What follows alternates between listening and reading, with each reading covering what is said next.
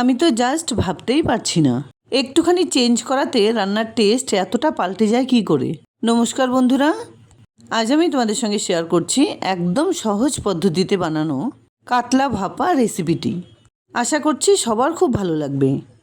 এখানে আমি লেজ সহ 8টা কাতলা মাছের পিস নিয়েছি। এই রেসিপিতে লেজ খুব একটা ভালো লাগবে না, সেই জন্য এটাকে আমি বাদ দিয়ে দিলাম। মাছগুলো ভালোভাবে ধুয়ে জল ঝরিয়ে পরিমাণ মতো নুন, 1 চা চামচ গোলমরিচ গুঁড়ো আর অর্ধেকটা পাতিলেবুর রস এভাবে মাখিয়ে 7-8 মিনিট রেখে দিতে হবে। এর বেশি রাখার দরকার নেই। অন্যদিকে একটা মশলা বানিয়ে নিচ্ছি। সেজন্য একটা ছোট মিক্সার গ্রাইন্ডারে প্রথমে তুলে নিচ্ছি 1 টেবিল চামচ করে কালো সর্ষে, হলুদ সর্ষে, পোস্ত, 7-8টা কাঁচা লঙ্কা আর কয়েক টুকরো নারকেল। এর মধ্যে একটুখানি জল মিশিয়ে খুব সুন্দর একটা মিহি পেস্ট বানিয়ে নেব।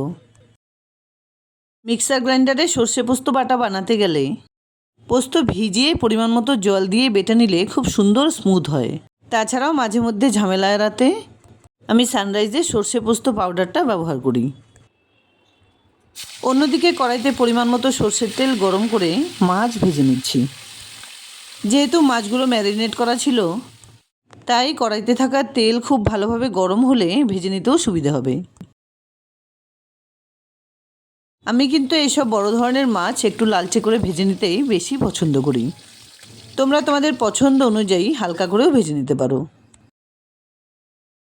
এই রেসিপিটি কিন্তু আমি কোনোরকম টিফিন কৌটো ছাড়াই বানিয়ে দেখাবো। সেই জন্য বানিয়ে রাখা মশলাটা এরকম একটা সাইড উঁচু থালাতে ঢেলে নিলাম। এর মধ্যেই দিয়ে দিলাম একটুখানি মশলা মেশানো জল, সঙ্গে দিলাম পরিমাণ মতো নুন, হলুদ, হাফ কাপ ফেটানো টক দই। প্রথমে এই 3টে মশলা খুব ভালোভাবে মাখিয়ে নিতে হবে। অনেকেই দেখি এই রান্নাতে কাঁচা মাছ ব্যবহার করে। আমি কিন্তু একটু ভেজে নিয়ে ব্যবহার করেছি, যাতে এই রেসিপির স্মেল বা ফ্লেভার খুব ভালো হয়। মশলাটা খুব সুন্দর করে রেডি করে নেবার পর সমস্ত মাছগুলো এর মধ্যে সাজিয়ে দিলাম।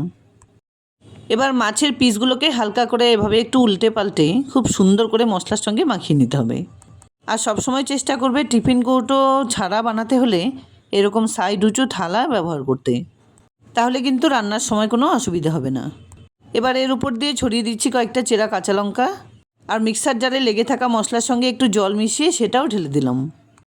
সবশেষ এর উপর দিয়ে ছড়িয়ে দিচ্ছি কিছুটা পরিমাণে কাঁচা সর্ষের তেল। তোমরা হয়তো এতক্ষণ ভাবছিলে যে তেল ছাড়া আমি কি করে বানাবো এটা, তো থালাটা কিন্তু একদম রেডি। অন্যদিকে একটা ছড়ানো কড়াইতে 1-2 গ্লাস জল দিয়ে তার উপরে একটা আয়রন স্ট্যান্ড বসিয়ে দিয়েছিলাম। এবার তার ভেতরে থালাটা বসিয়ে দিয়ে একটা ঢাকনা দিয়ে ঢেকে হাই ফ্লেমে মোটামুটি 5-6 মিনিট রান্না করে নিতে হবে। 5 থেকে 7 মিনিট পর একবার চেক করে নিচ্ছি। দেখো কি সুন্দরভাবে রান্নাটা হয়ে গেছে, আর গ্রেভিটাও খুব সুন্দর হয়েছে। আমি এই রেসিপিটি বানিয়ে দেখালাম কাতলা মাছ দিয়ে। তোমরা যে কোনো বড় মাছ বা রুই মাছও নিতে পারো, আর এইভাবে বানিয়ে যাকে খাওয়াবে সেই প্রশংসা করবে। রান্নার প্রসেসটা ভালো লাগলে লাইক, শেয়ার, কমেন্টস করতে ভুলবে না প্লিজ। আর এরকম নিত্য নতুন রান্নার আপডেট পাওয়ার জন্য প্লিজ চ্যানেলটাকে সাবস্ক্রাইব করে পাশে থাকা বেল আইকনটা অলি করে দিও। দেখা হচ্ছে নতুন কোনো রেসিপি নিয়ে। ভালো থেকো, ধন্যবাদ।